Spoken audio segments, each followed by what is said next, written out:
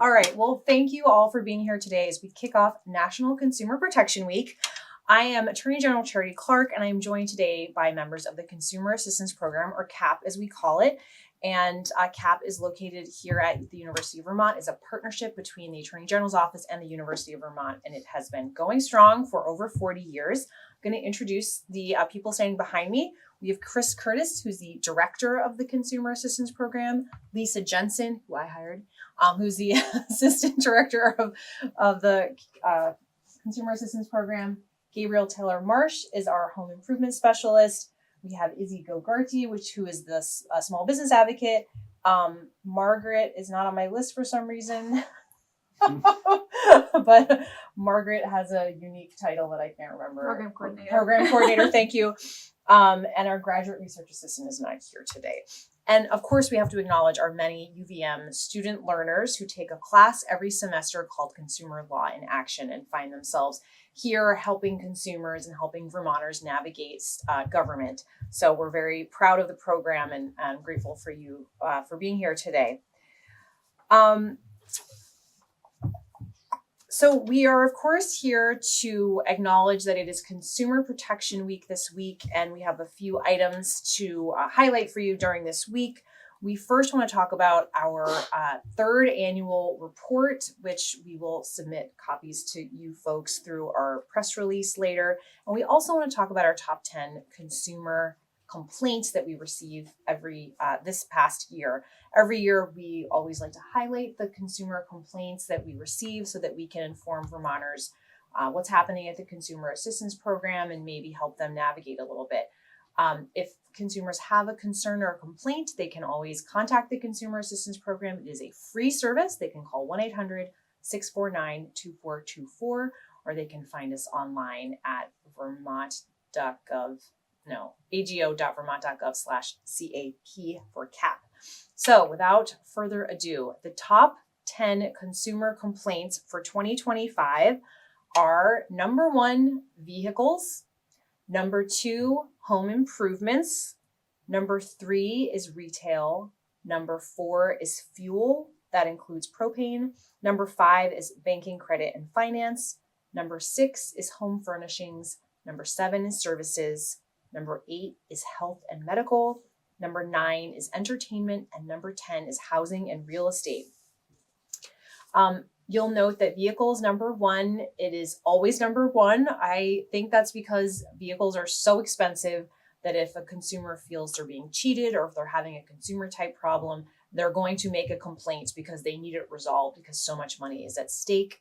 That sometimes I think goes the same for home improvement, which we always find in our top 3, I would say. Most of the complaints that we receive, in fact, are either relating to vehicles or home improvement issues. So some facts for you. The top 3 complaints account for 58%. So that is a significant number. And again, these are usually items that it costs a lot of money.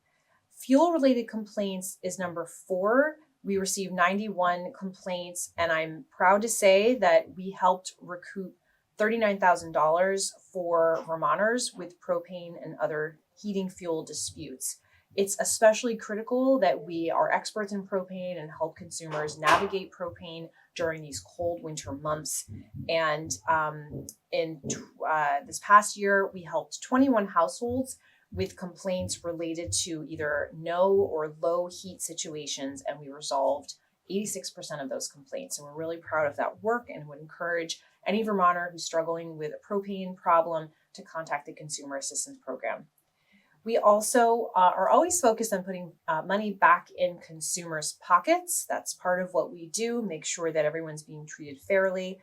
We responded last year to over 7,000 consumer complaints and inquiries, and we provided mediation services for over 1,000 consumers, with 587 resulting in a resolution. We're proud of our track record. I'm also proud to say that in addition to resolving those complaints, we got back a lot of money for consumers. Last year, CAP saved and recovered more than $1.4 million for consumers and brought in an additional $250,000 in recoveries for the state of Vermont. we're proud of that work as well. This is the third year in a row that the Consumer Assistance Program has surpassed $1 million in consumer recoveries. We have dedicated experts helping Vermont consumers with home improvement complaints, small business type issues, propane or heating fuel issues, and of course, scam prevention and scam education. We are a model of public and private partnership that has been serving Vermonters for over 40 years. And we want to thank all of our partners, the University of Vermont, where we are, lawmakers, and others for their continued support and investment in this essential work that we provide to Vermont and the support that we're giving consumers in Vermont. So thank you so much for being here today as we kick off Consumer Protection Week. I'm happy to answer any questions, and then I'd love to take you on a little bit of a tour.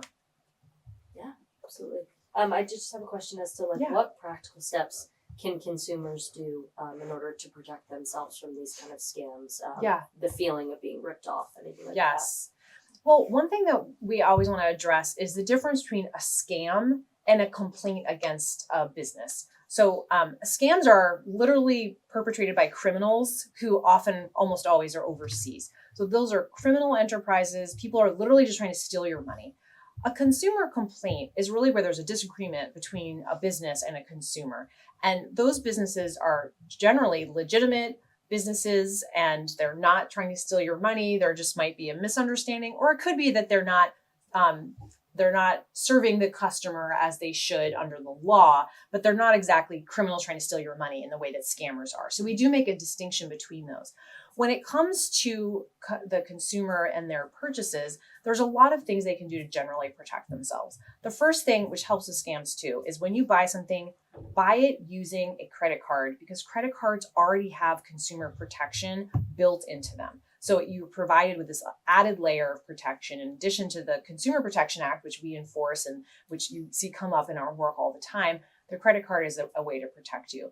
The other thing is to be mindful of communications and being clear. So when you buy something, make sure that you're understanding signs properly, price tags, and if there is a misunderstanding or you feel that a business is not communicating accurately what their prices are, that is a time when you should be calling the Consumer Assistance Program to make a report and maybe get help in mediating. But there have been many examples of our office recently pursuing legal action against companies who are not being forthcoming with accurate pricing. So their price on the shelf is different than the price at checkout. The other thing that I would say is knowing your rights is a very useful way to go out and purchase things in the world. So, you have a lot of rights as a consumer. When we protect consumers, we protect the marketplace we all participate in, and which is good for the economy here in the United States of America. So we always like to be protecting consumers because we're also protecting our way of life and the marketplace. The other thing I would say, and I keep meaning to post this, I recently, maybe a couple of years ago, purchased a car. And when I went out to the dealer, I took a picture of the bag that I brought. So we have tips related to each kind of consumer situation. And my tip relating to if you buy a car, my bag had, my clipboard with all my notes on it. It had my checkbook. It had water. It had a full lunch bag and with snacks in it. My reading glasses, anything I could need so that I would be comfortable and I wouldn't feel pressured or rushed, because buying a car is such a big endeavor. And we know from the complaint list I just listed that autos continue to be the number one complaint that we receive here at the Consumer Assistance Program. Did I miss anything that anyone feels you should add? No? Covered the basics? Do you feel like there's any populations that are sort of being disproportionately attacked, whether it's seniors, students, small businesses, any? I think that what we find is the more sophisticated consumers who know their rights and have kind of been around the block are going to be the most successful at getting a fair deal.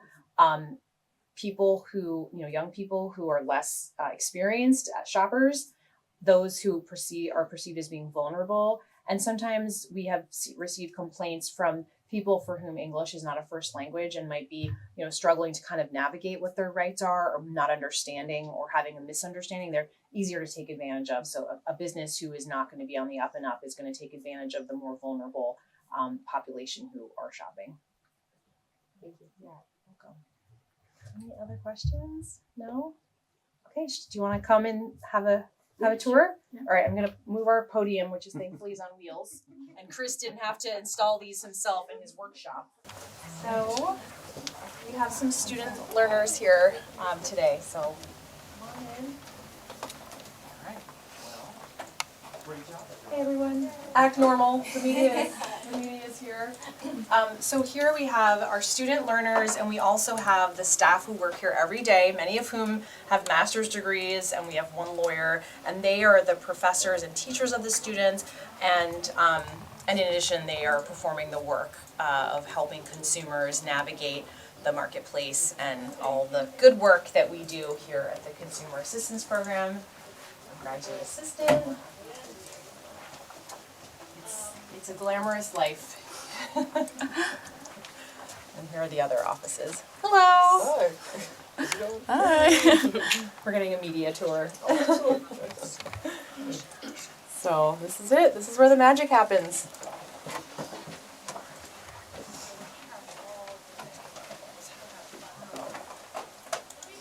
It used to be, even when I started working at the Consumer Assistance Program in 2015, the phone was always ringing. And now so much of the work we do is over computer rather than on the phone. People are emailing us, or they're filing the complaints on the form online rather than calling us. But we, of course, still have a 1-800 number. People can always call. And the students take a class, like I said, called Consumer Law in Action. And we also have an Advanced Consumer Law in Action 2 class that they take that I used to teach, actually. In fact, Margaret was my first student. She is. So, yeah. Awesome. I know this seems like ridiculously small, but this is literally it. This is the office. So, and the students have a variety of majors. So they might be a communications major, public communications, or political science. What are some other popular majors? Economics. CID, well. Community and international development. Community and social development. Yeah, that's the other one development. that we always have one political or two political science majors. That was one of my majors, so. And English major. Yes. And a chemistry major. Chemistry, I know. We had a psychology major last semester Yes. too. That it's a really good for a psychology major, because It you really is. definitely experience some Speak with Especially all sorts of people all all over the sorts state. of interesting Yeah. people. It's actually great practice to get in touch with your calm voice and your de-escalation techniques. Yes. These guys are the experts on de-escalation techniques, because people get upset and understand. People, typically when they call us, they're not happy. Yeah. So. Yeah, we have to make sure they We know have an we're on your approach, team. and active listening is we strengthen that skill every day. Yeah. All right. Well, this is it. Awesome. Thank you, guys. Thank you. Actually got a grant for this pamphlet, and it's translated, right, Lisa and Margaret? Yes, in 14 different 14 different languages. Was that by the Vermont Language Justice Project? No, so there was this settlement with an old department store company called Sears, and so you can apply for the money. Oh, this isn't it? Oh, this is just an addition. Okay. Yes. So if you guys want to take these, Oh, yeah. they might get Thank more you. information for your. Do you want a small business one or no? Okay. And we got it. So we created these pamphlets. How many pamphlets have we distributed? 33,000, I believe. We've had Yeah. 50,000 printed. and we've Because what we already find is distributed people 30,000. they have a problem, they don't know that we exist, and they don't know that it's free, and it's like, no, we're here to help, and so we're getting the word out all the time, especially because we have the specialized experts in consumer, in small business matters, and then the home improvement, like the construction stuff. So we want people to know that we have the specialized skills in that area so that they can get help if they need it. And with the former Cap 2 student actually created these for students on campus as well, with Awesome. consumer resources on one side and then University of Vermont resources on the other. So I've never seen those. they're actually quite new. Great. So they're in our top complaint topics, and I believe we have more, but those are for our students. So we have resources for consumers, and then we also have resources for our students. That's Oh, great. that's great. Yeah, I mean, one of the cool things about CAP is that we're providing a service to Vermonters. You know, we're the state, we're providing a service to Vermonters, but we also have all the students we're teaching. So, and then we learn from them because, you know, the young people they're the new consumers in the marketplace, so we learn from them too. When Margaret was a student, that's when I was like, oh, the 90s are back. Margaret is literally wearing my closet circa 1996. I was like, I could be cool again if only I could find that old box in the basement. Now these guys are our fashion icons telling us what to do. But they also help in other ways. And the thing that I love is that you invariably, it's probably already happened because we're now in March, but invariably one of the students will have a moment where their roommate or something is feeling like they're getting bilked on their cell phone bill, or they bought something and they're going to realize, wait, I know what to do now. Like that, they can't do that. That's a violation of the Consumer Protection Act. It's so cool to watch. So we just send these like consumer lieutenants out into the world, and they know how to protect themselves and their families and their friends and neighbors and stuff too. So it's really good. That's awesome. Great. Yeah. Thank you guys so much for Yeah. letting us into your space.